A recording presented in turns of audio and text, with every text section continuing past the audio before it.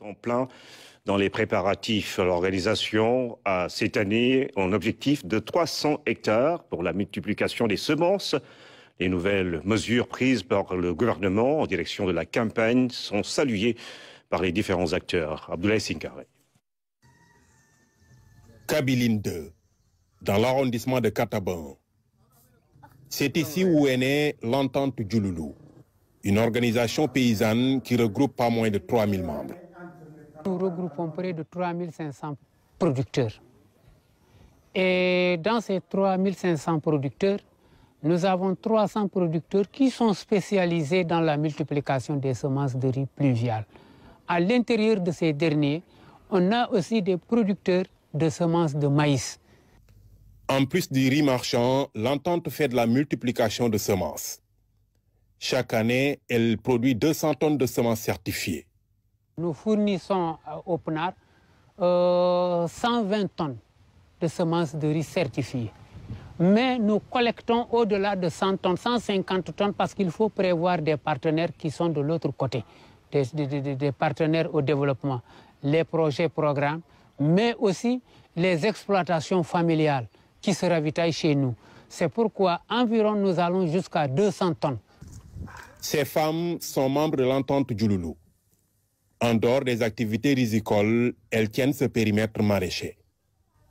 Récolté nañu poivron bi ba mu jeex nu ngeen ko gisee nii poivron moo nekkoon fii boobu presque jeex na su pomme bi moom la ñu eggale nii jeex na si kànja bi la ñu dugg carotte bi tamit ñu bëre buddi ñu ngi buddi seen carotte bi ñor na soble bi moom ñor na ba pare léegi nag fu mu ne nii si nawet bi la ñuy dugg.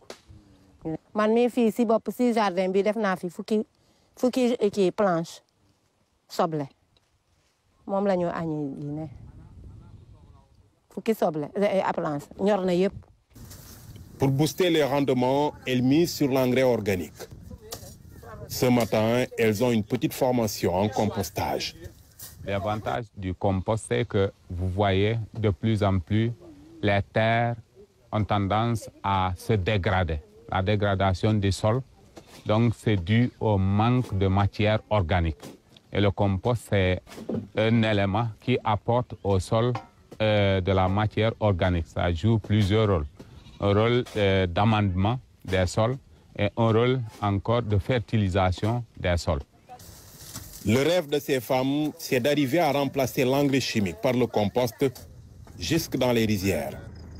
Pendant ce temps, d'autres membres de l'organisation sont initiés au maniement des tracteurs pour préparer les labours.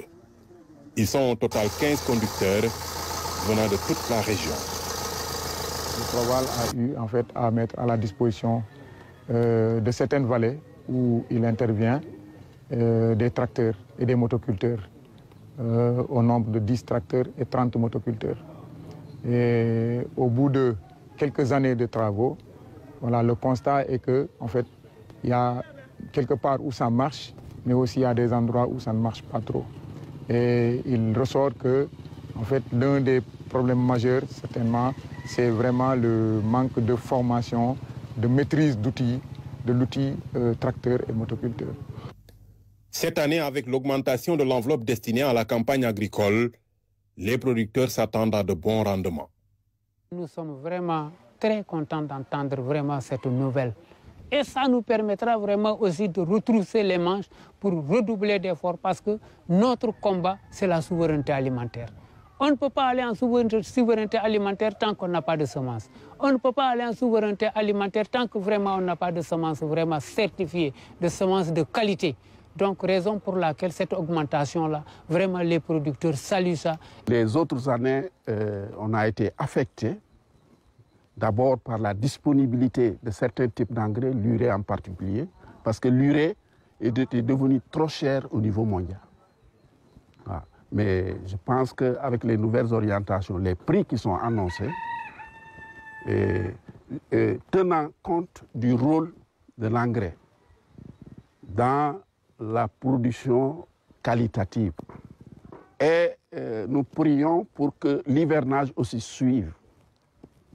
Donc, je pense que si ces éléments sont combinés, on peut s'attendre à une augmentation appréciable de la production. Créée dans les années 80, l'entente Diouloulou creuse lentement son sillon sur le chemin de l'autosuffisance. Cette année, elle a un objectif de 300 hectares, rien que pour les semences.